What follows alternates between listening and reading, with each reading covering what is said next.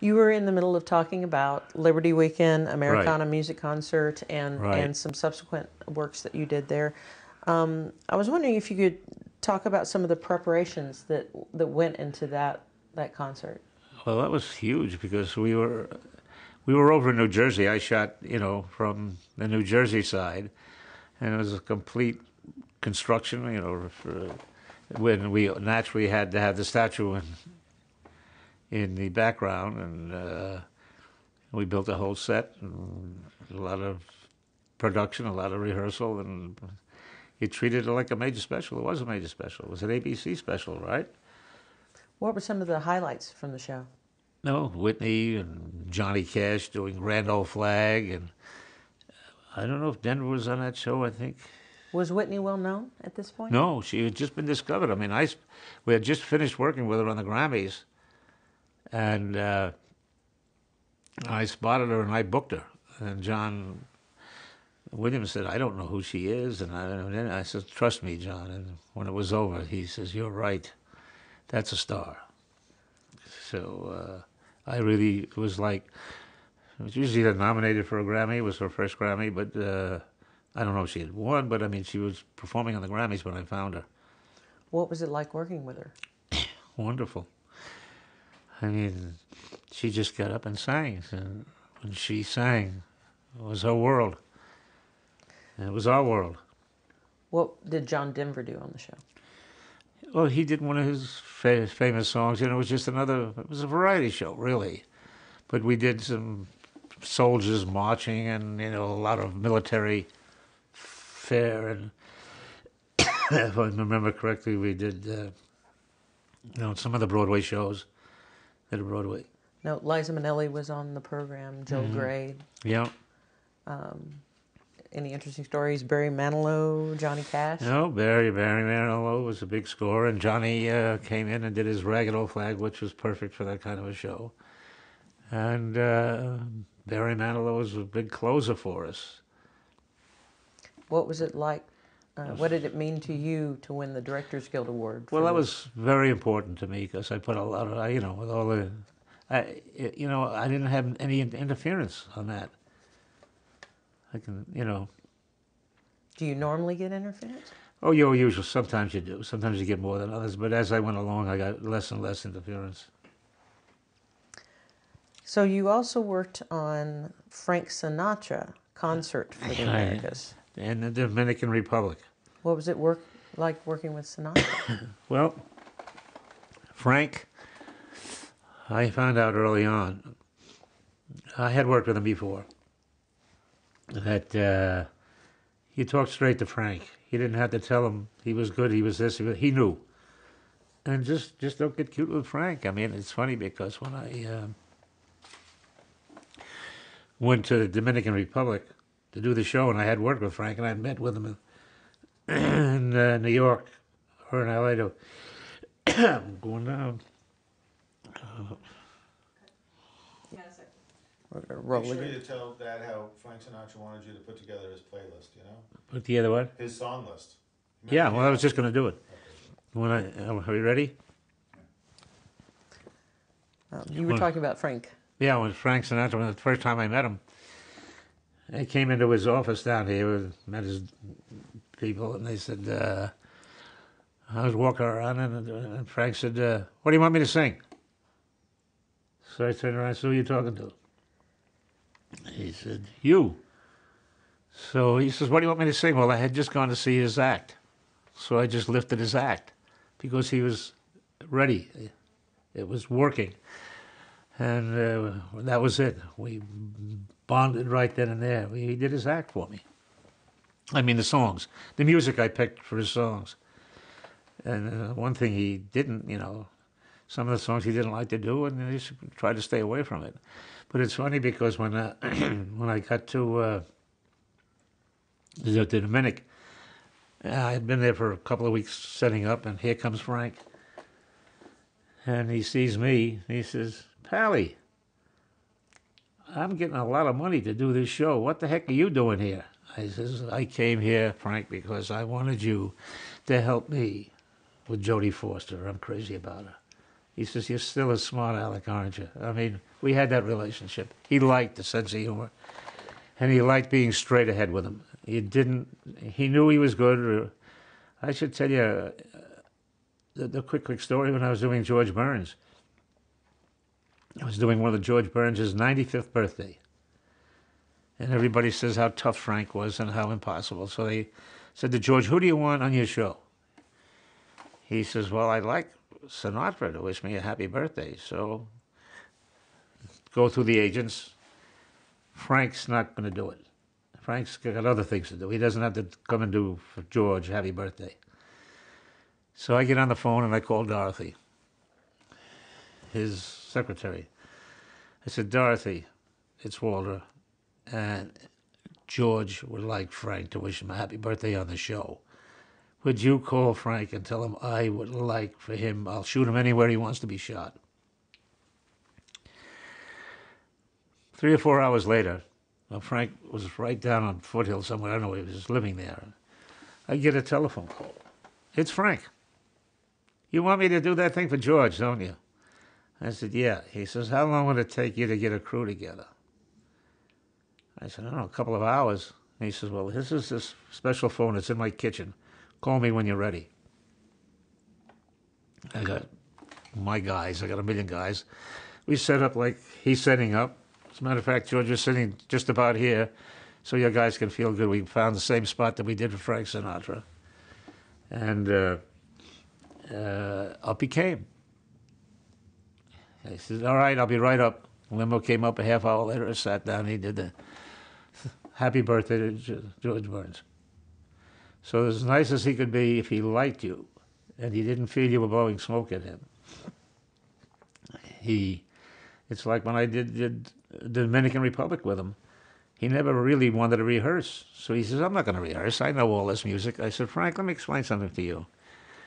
You're in a new venue, never been used before. You don't know what the sound is like. You're getting a lot of money to do the show. I worked with you long enough to know if you walk out there and we're doing this show and it doesn't sound right, you're going home. You've got to walk out on that stage and listen to the orchestra and listen to the music and make sure the sound is right. So when he came out and while he was rehearsing and he sang, I started stealing shots. And he saw me. He says, okay, Pally, that's it. I'm gone. And he didn't like certain songs, and he wouldn't sing them. And I got him to sing one. I don't know if I should. I'll tell it to you anyhow, right? He hated My Way. And I said, Frank, it's Blue Dawn's wife asked for one lousy song. He did it, but one camera turned around. I hate this song. But I didn't put it on the air. But Frank was Frank. And then it was funny because they threw a big party after it was over. And I went over after this concert to thank Frank. You were good, Pally. You did a good job. He says, well, you going to the party? I said, no. He says, why not? I said, I wasn't invited. He says, I'm not going either. I don't think he went. A very tough guy. I just finished his book, the new book on him. And everything they say about him, being tough, he was tough. Well, in 1988, you had the opportunity to work with another member of the Rat Pack. You did a special with Sammy Davis Jr. and Jerry Lewis for HBO. Yeah. What was that like? It was okay. Jerry's very difficult to deal with, and Sammy, it was, two spoiled brats. But when it came right down to it, we got it together and did a special. But I love Jerry Lewis coming to me, and he says, I belong to a lot of unions. I said, really? I belong to the lighting, the sound, the cameras. Yeah, I belong to all these unions. I said, what are you doing here? Shouldn't you be on strike somewhere? But they took it, and it was that kind of relationship that I had with most of the talent, especially the comics, that made me able to come and say what I wanted to say to them. How do you showcase two performers like that don't normally work together that way? You sit down and you talk, and what do you want to do, and what do you want to do, and you get on your feet. This doesn't work. This doesn't. It's trial and error. But you got two well-seasoned performers, and they're going to make it work. And then if it doesn't work, they'll change it. But you get it done. Well, once again, this is for HBO. What was HBO like in the early years? Well, they were, open. It was a lot easier. Like, and I did the whole collection of new comics, and each Rodney had 3 or 4 comics. That's where I found Sam Kinison. He brought me Sam Kinison, and I knew Sam Kinison's reputation. I said, Rodney, I can't thank you enough, but I got very, very, very close to Sam, and if I say that when he got killed, he was pretty clean, and I think I helped with that. So a couple other comics come to mind during this time as well. Stephen Wright. Stephen Wright was so funny because Peter LaSalle found him on the Johnny Carson show, and he wanted somebody with a weird sense of humor like Stephen to direct Stephen Wright's special, and he, I think I did 2 specials with him, but he was strange. He said, I came home last night and I put the key for my car in my apartment and I turned it and it started. Now you go figure out where the hell is he gone. And he says, I had a friend that was an announcer, and we would talk to each other while we were driving, and when we got to a tunnel, he would stop talking.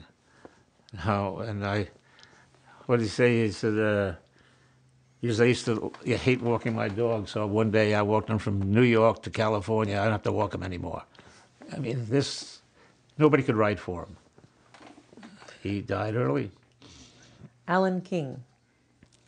Alan King and Buddy Hackett.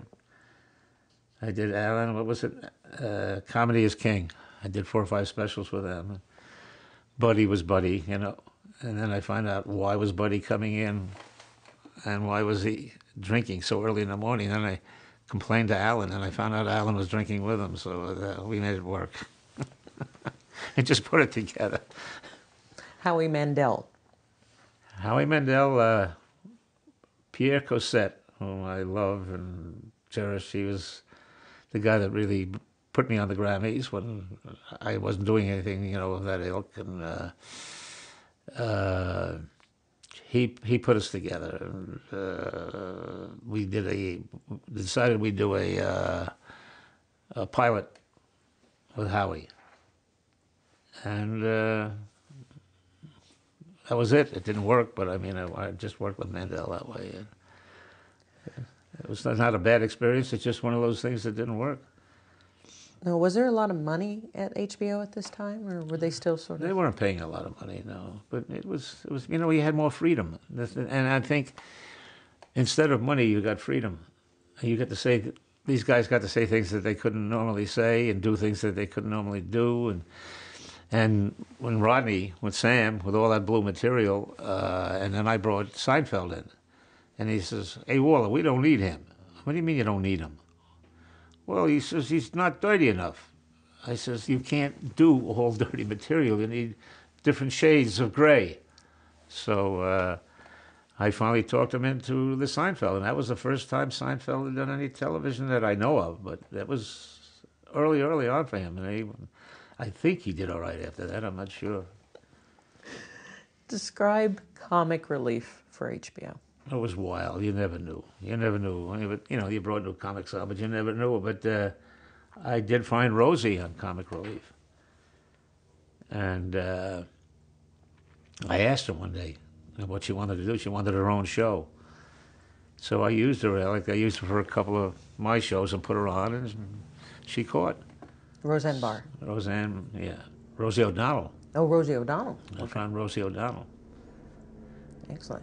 Now, you mentioned that Whoopi would come to you ever so often because she felt like she couldn't keep up with the other two. These guys won't let me talk, and they used to pick on her. They used to beat the heck out of her, but, it worked. What is it working with somebody like Robin Williams, who seems to sort of just... He's not stupid. He knows what he's doing, and if you go to him and say, Robin, stop, he'll stop. And he, always, I got along very well with him. Billy Crystal? Always, but Billy's wonderful. Billy's wonderful. Billy is a star unto his own. He's something special. Would you say that your approach to working with comedians is just to be funny and laugh along with them? Well, I'll give you a quick one with Bob Newhart. he comes up to have lunch with us once in a while. And when he wrote the book, I said, "Hey, Bob, give me a copy of the book." He says, "Buy it." I'm not going to give you a copy of the book. So 2 weeks later, I come back with the book. And he's, "Here, sign it." So he wrote, "Walter, have someone read this to you, Bob." And about a week later, I said, "Took your advice." He said, "What do you mean?" "I had somebody read the book to me." He said, "See?" I said, "He hated it, Bob." But see, most comics you can't do comedy with. But Newhart, Seinfeld, I could do it with Billy. I can, having a sense of humor didn't hurt working with the comics. So, apart from those, did any other comics want your input? But it wasn't really input, it was environment. It was the smart-ass cracks that come off, and to know that what they felt, that you were going to get their comedy. You weren't going to ruin it for them. They were highly protective of the comedy. And they felt that I had a feeling for it. How did you deal working with so many different comedic personalities? It was Anthony Hopkins, I think. It was on the Tony show. And whatever he was doing, he came to me. I was producing it at the time. And he says, "Walter," he said, "most people don't know that I do comedy." I said, "Oh, that's interesting." He said, "Is there something comedic that I could do?" I said, "What did you have in mind?" He said, "You have Jackie Mason on the show. And I would love to present an award with Jackie." So, "Mr. Mason," I said, "Well, we could arrange that, but you'll have to have 2 props with you. Are you good with props?" And he said, "Well, yes." He said, "In a way, what did you have in mind?" I said, "I think you'll need a shovel and a tombstone because he's going to bury you. He has no discipline, and you have to know."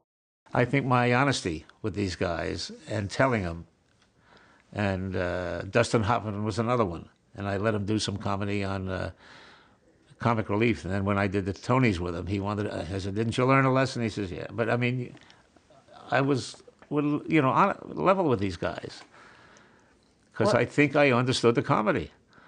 What was your best experience working with a comedian? Oh, I had so many, Burns and I don't know, Rodney.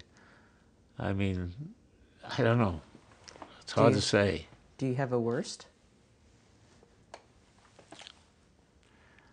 I don't know. Most of it came off. I mean, and I never did trust Sam, but he never let me down.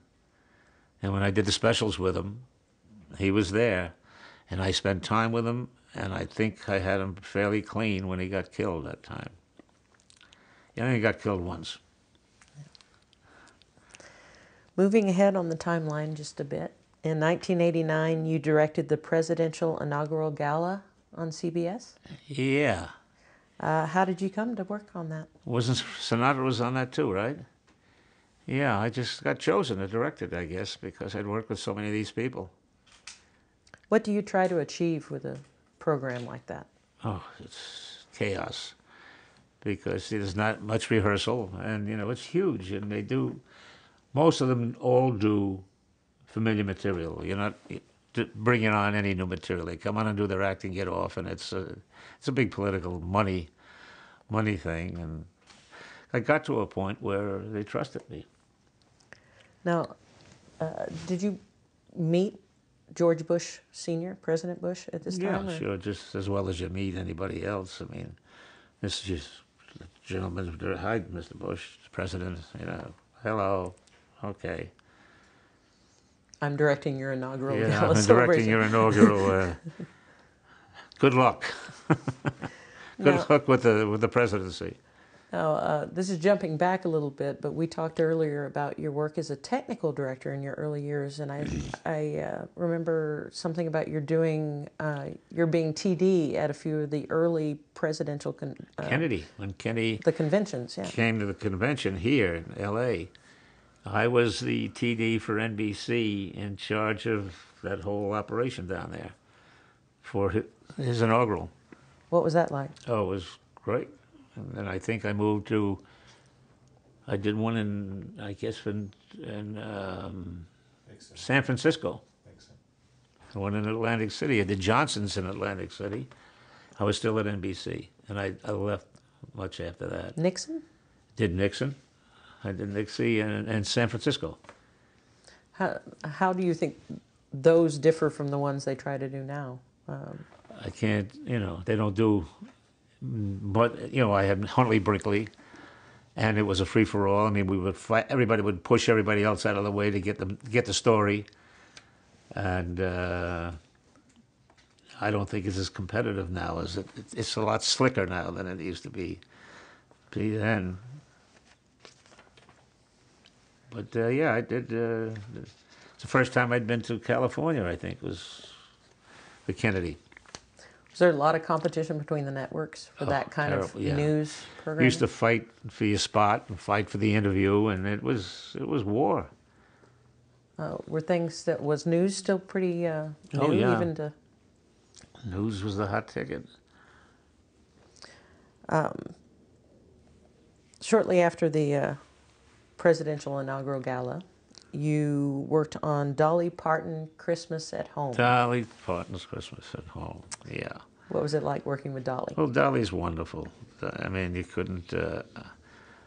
I mean, I don't know how far I want to go with the stories, but the stories were great with her. She had.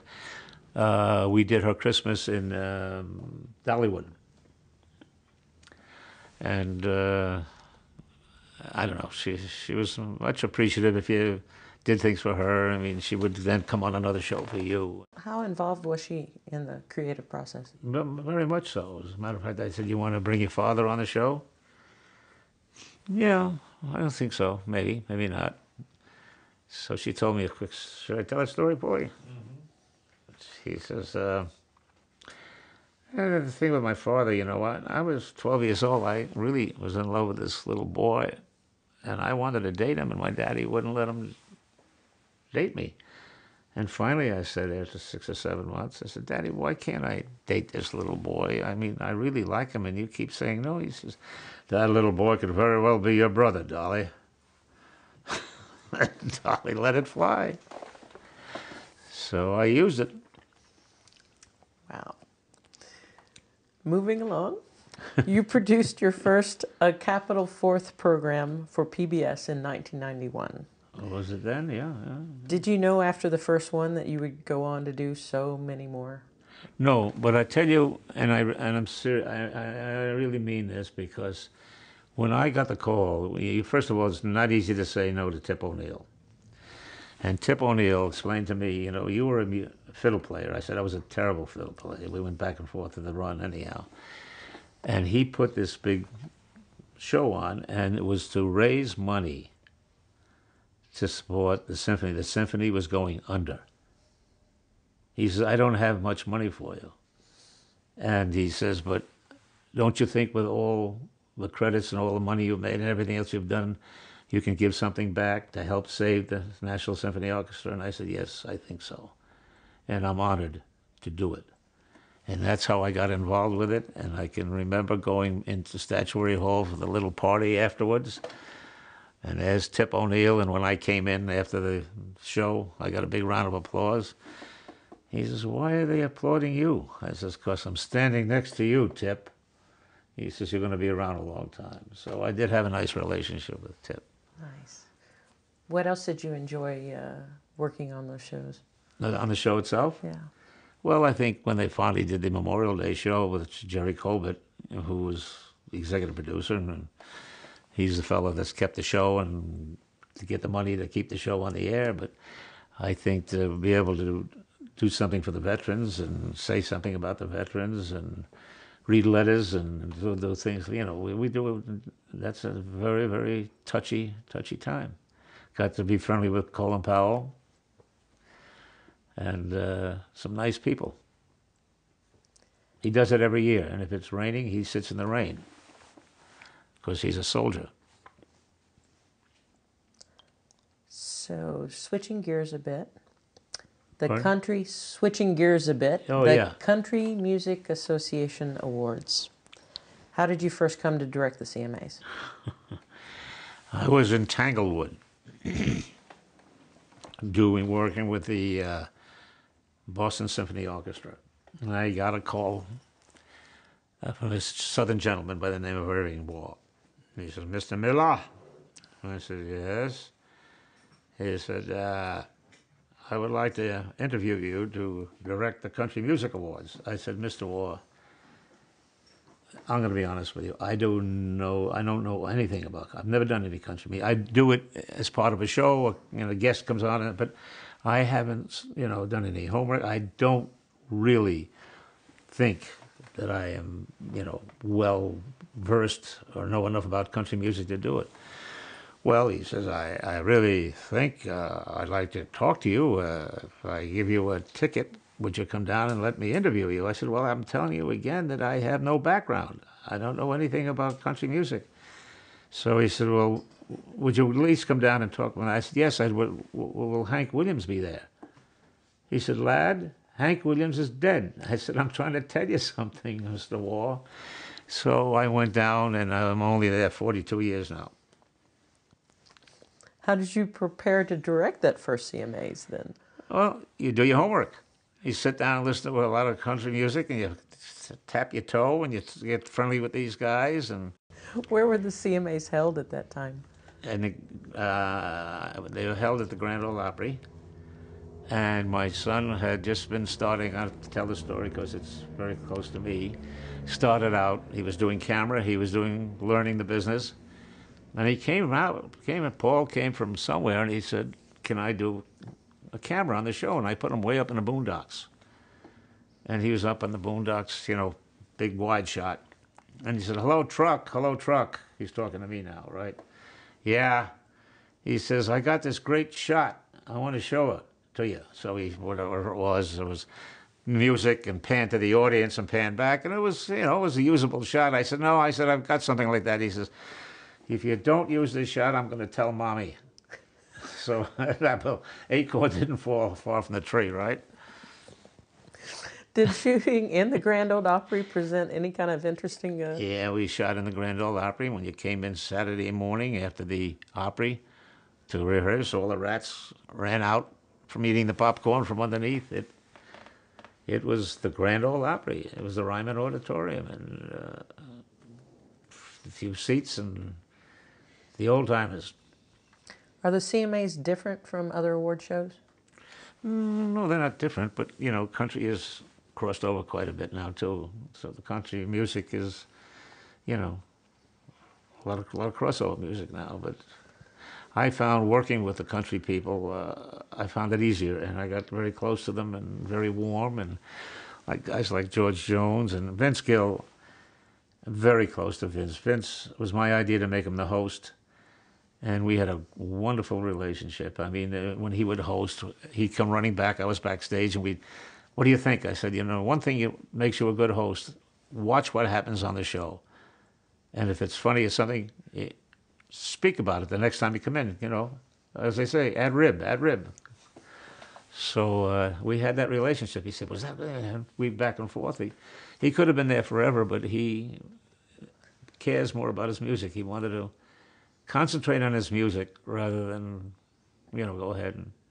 I got close to a lot of those people, and I got close to Charles Schultz. I was very friendly with Charles. And for me to stand there and watch him draw the panel, can you ask for anything more than watch him draw peanuts, And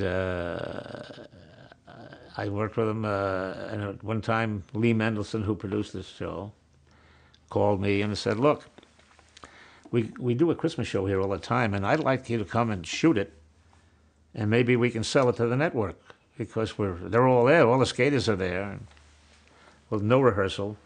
They send his jet after me, and I come in the next day, and I'm rehearsing, and I had given, from the top of my head, the lighting and this one does that, and, the flying camel and the flying hoot, I don't know, whatever it was. And about 11 o'clock at night, one was falling down on the ice, and the other one went through the barricade. It was just a disaster. And Schultz says to me, "It's hopeless." And of course I was crushed, because I knew I could fix all this. I just needed no rehearsal. Well, Sparky, what do you mean it's hopeless? He says, it's just hopeless. I said, well, I can fix it. No, he said, I wasn't talking about the show. I was talking about life. Now, I was close to that guy, all right? And you can't project, you can't buy things like that.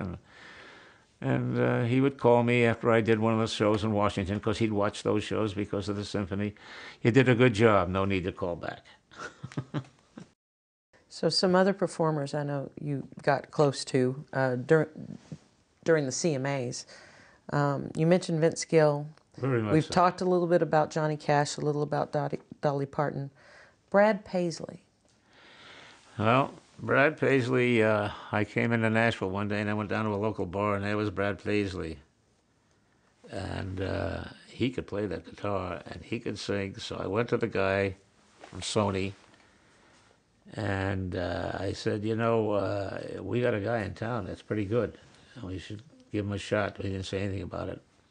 In those days, I would do what you call a bumper. You'd do a piece of your song and then say, coming up next, if you weren't a star, and I'd give you a chance. So I put him on a show, and he did it. And of course, the guy from Sony, what are you doing putting him on? Nobody knows who he is. You're not going to get any ratings. How can you put this guy on the show? I said, this guy's going to be a star. So I come back next year, and it shows you how this business works and how the people work in the business. He said, I want to have dinner with you. I want you to meet somebody. This guy's going to be a star. It was Brad Paisley. So he had signed him by then. So it's a whole different story. But that's show business. Do you have other favorite memories or highlights from the CMAs? Stories? I don't know. It's hard. How's the show evolved over the years? Well, we started out with 5 cameras in the Grand Ole Opry, and it's now 17 cameras, and it's in a big arena, and it's matches up to the other shows, the other big award shows. Do most award shows take that many cameras to pull Yeah. off? Oh, yeah. Well, you know, yes, now, to make all the tricks happen. In 2009, you received the Country Music Association's Irving Wall Award of Excellence. What did that honor mean to you? Well, it meant that I took over, you know, as executive producer, and I started as their director, and I'd been there about 40 years at the time, and I was about ready, you know, to move on and have somebody else take it over. That award is very, very seldom given out because he was the gentleman that brought me down, and that's the Hank Williams story. And I got the award. The Grammys. How did you come to direct those? Well, I was doing Sha Na Na, and I got to know Pierre. I mean, we made a big hit out of Sha Na Na, and whoever was directing the Grammys at the time, it was time to move on, I guess, for him, and Pierre hired me. He stood behind me because I really made a big hit out of the Sha Na Na gang, you know. So he trusted me, and he was my friend, my dear friend. Go ahead, sorry. Yeah. How do you put your stamp on an award show like that somebody else has directed for you? When you come in, you do your own show. You just do your own show. To thine own self be true. I think I can do it. Why should I change and do his show? He just got fired. What do you remember from that first Grammy Awards? Fear. It's the hardest show in show business to do. There's so many, like, you know, the guy walking off the show right in the middle. I mean, there's always something on that show. Rihanna and Chris Brown, right? Gone. Now you have to put an act together. While I'm doing the dress rehearsal, they're putting an act together. Is there a reason? Justin Timberlake and Al Green, they knew each other, so they said, hey, we'd be happy to do a song for you. Now, all of a sudden, they wheel it into me when I finish the dress rehearsal. I roll a piece of tape of what they've done, send everybody home, and while we're getting ready for air, I'm giving the guys their shots, and we construct a piece, and we go on the air for the first time with that piece. Any other stories like that? Well, there's Award plenty of shows? stories like that, yeah. Why do you think the Grammys don't use a host when other award shows typically do? Well, you have to service the host. And you know something, you don't really, well, I don't think some of the other shows don't. We just gravitated to that. When you give a host, like Billy was a great host, but when you give a host, you have to service him. He's got to do his comedy, he's got to do this, and he's got to do it again and again. And now all you do is let it ride and use the talent. Voiceover or, you know, ladies and gentlemen, Johnny Cash. And if you need to say any more about it, you can have a couple of presenters do the award afterwards. So they introduce the host and then do the award. When did you also start producing the Grammys? I'm just trying to think how long ago. I guess it's about 10 years ago. Now, we've mentioned Pierre Cassette a couple of times already, but what was it like working with him? With Pierre? Mm-hmm. Pierre was a riot. I mean, there was a guy, to show you what Pierre, he was a salesman. He was a super salesman. And I used to tease him all the time because he really would hire somebody, you do the show. And I was coming out of NBC and I was doing 100 Years in Recorded Sound, his show. And I had been upstairs rehearsing all day, and now I'm going to break for lunch, and I'm walking out, and here comes Pierre. Hey, Walter, yeah, what are you doing here? I said, your show, Pierre. He was then trying to sell another one. But he was a super salesman. How do you handle directing and producing duties at the same time? Well, it's just at the time that I used to throw my feet up on the desk and just wait until it was time to do the next number. You got to go out and talk to the talent. So it makes it a tougher show. How long do you spend prepping for the show? Month. We can't prep much until we get the nominated people, because we don't know who's all on the show. But if we're going to do a special thing, we'll start earlier. What kind of preparations do you do? Well, you just lay out the number, you know, work on the number, and what are they going to do, and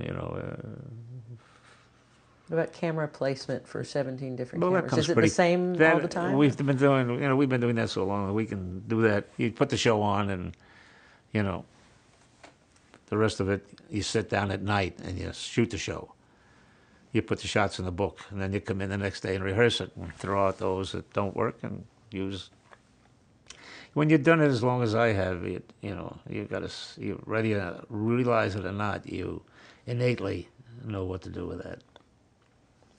From the pre-production stage of things, is there anything that you have to do as a producer that you have to show anyone else? Or Oh, we get together and talk, and what are we going to do, and this, and then we throw ideas at each other. And maybe this should come to the audience. It's a funny thing, that little palette that's in the middle of the stage now. I did that with Johnny Cash the first time, and I put him in so that when Johnny was in the audience, I put a little stage in the audience, which showed the whole world. And I remember, since I wasn't producing, the guy in the Grammy said, "That's a terrible idea. Guess what? We got pallets in the middle of the stage now. It works." But everybody's got pride, and everybody says it wasn't his idea. It's a slow process. so, what's a typical day at work when you're working on the Grammys? Well, a typical day is bagels and cream cheese, and do your number, do your rehearsal, and then everybody goes home, and then you fix everything. You look at all, because everything is taped, and you look at all the tapes, and you fix what you didn't work, and tell the guys the next day, dump that shot, pick this up, and then, so when they go home, it's not over. I know, who was it? I had shot her number, and she saw the tape, and she didn't like it. Beyonce. And she came to me, and it was like 11:30, 11 o'clock. And she says, "There's a couple of things you did on that tape that I'm not comfortable with." Now, well, my God, you got to know, how can she perform if she's not comfortable? So we sat down, and I fixed and explained to her what I was going to do and change. And then after the dress rehearsal the next day, she just came in and thanked me. Instead of blowing up and saying, Jesus Christ, everybody's going home. I mean, there's no such thing as going home, especially in the live shows. You know, I've finished at 4 in the morning and come back at 7 or 8 in the morning and start it all over again. How If do something you- goes wrong. How do you keep things fresh for yourself then? Well, you just keep swinging. But it's taken its toll now. I'm tired. I'm only 62 years in live television. 62 years. Tell me a little bit about how performers are chosen to be on the Grammys. Well, you know, when you're doing award shows, a lot of those performers are chosen because they're nominated. So that almost speaks for itself. And if you want to do something special, you know, with a performer or do a special piece, you sit down and say, who would be good for this? Or, we should have them. But when you start using up the nominated people, you'd be surprised you got a full boat. How do you decide on the presenters? On the presenters, well, that's just getting that's easy. Who's going to work and who's available and who wants to do it a lot of times. Is there anyone on your wish list you haven't been able to get? No, I can't think of anybody. You weren't going to ask Sinatra to present, you know. But we got a couple guys that, came down, took a while to get them, and pays off. How much of the show is actually scripted? Well, on those award shows, you mean? Mm-hmm. Oh, they're all scripted. I mean, the talk for the presenters, that's all scripted. And we know what what the routining is, so you can move it around. You can't just throw that up on the stage. You got to, this is on stage left, this is on stage right, and who's next, and then you have to look at who's following whom and what the flow of the show is right, and you just redo it. You don't want to follow this one with this one because it's not going to help either one of them. And you try for the best. Is the material product. written specifically for the presenters' Yeah. personalities? Who gets hired to write that sort of thing? Oh, David Wild does. Matter of fact, he does the Country Music Awards with me, and he does the Grammys. How much rehearsal time is needed going into the Grammys? Well, quite a bit. I mean, the show is Sunday. We start like on a Wednesday, Thursday, Friday, Saturday. And to get these people who are on the road to come in and, not easy. That's the big bugaboo. And sometimes you get a star that you really want and he can't make the rehearsal. So what do you say? You're off the show? No, you don't say you're off the show. You bring him into the dress rehearsal. And he does his bit in a dress rehearsal. And if it doesn't work, you do it again. And usually these people are good enough to pick it up. And you go ahead, make it fit. What are your biggest technical challenges for award shows? Well, with all the effects and everything else, and the cameras are really pretty reliable now. And you can't not say you got to tell about the crew itself, the camera guys, the technical guys, the guys that make all this happen for you. If you lose sight of those guys, and that's where I come from originally, you make a big mistake. And if you think you're above that gang, it's over for you. You need those people. And those people care, and they go right to the edge of the fire with you. And you get guys. I've worked with guys for years and years, and I have such respect. These are special people, and the PAs as well. Your stage managers. If you don't respect that crew, you're not going to get a good show. You're not going to get the best from them because they're good. They wouldn't be there if they weren't good. You don't choose bad people. The guy can't do a camera, or somebody's not going to give you a decent video or decent lighting. So just remember it and respect them.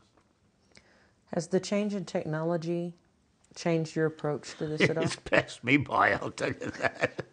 My God, the change in technology is incredible. I mean, he set up that board with, and I'm the first guy I think to do a 5-box nomination package with 5 people. That's where this camera. You need 5 people in the boxes when they're nominated. You put them in one at a time. You got a 5-way split, and then you bring the one out that wins. Put that, and then you got 3 or 4 more cameras to get them on the stage. So you're looking at 8 or 9 cameras right away, just to do the awards. Impressive.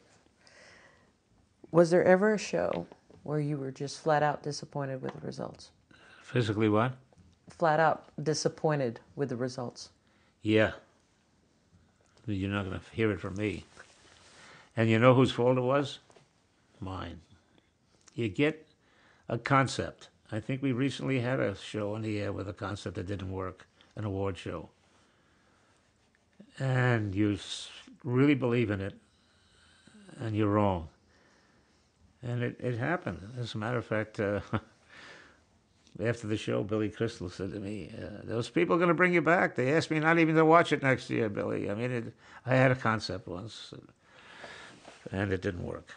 It just didn't work because, and it might have worked. And I'll tell you what it was. I did the Emmys, and I decided to use all comics. Each comic to give an award, got 3 or 4 minutes of stand-up.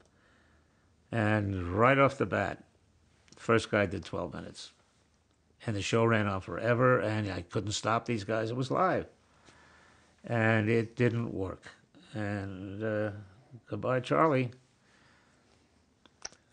What's it feel like doing a live telecast when you know millions of people are watching? I'm paying attention to it after a while. I don't care. As far as I'm concerned, I'm watching. And I want it to be good. And if it's not good, I suffer for it because I beat myself to pieces. But all I want to do is a good show and make those people look good. They're standing up there in front of all those people. If anything goes wrong, they can't fix it, and you can hurt somebody's career. And support the talent, please. How quickly do you know if a performer is going to, you're going to click with a performer or not click with a performer? Well, you know, it's hard to tell because you don't have much time with them anyhow. You don't really get a chance. You know, sometimes you sit in that control room, and it's just like, next. They get up and do their song and this and that. You don't even get to talk to them sometimes if you're just directing it. And out they go. You know what the song is. You know what the scenery is going to be. You know what it is. And they come in, and you don't have time to come all the way from that truck and go down and see them. So sometimes you don't have any connection at all.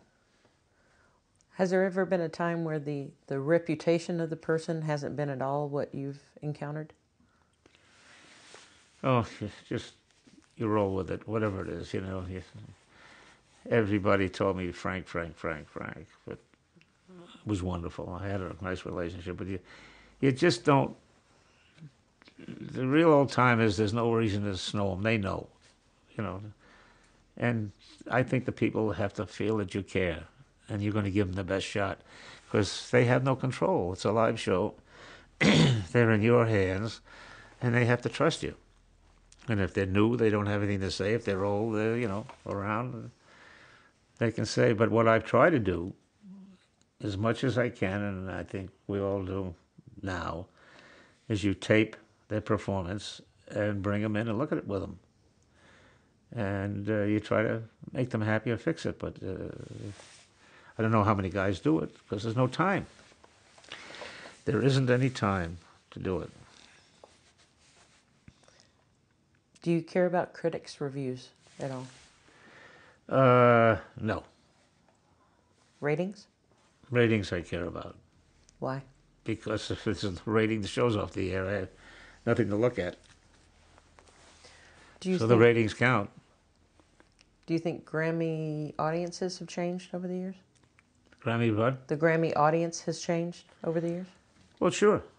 Because the music has changed. The music has changed quite a bit. How do you keep up with those changes?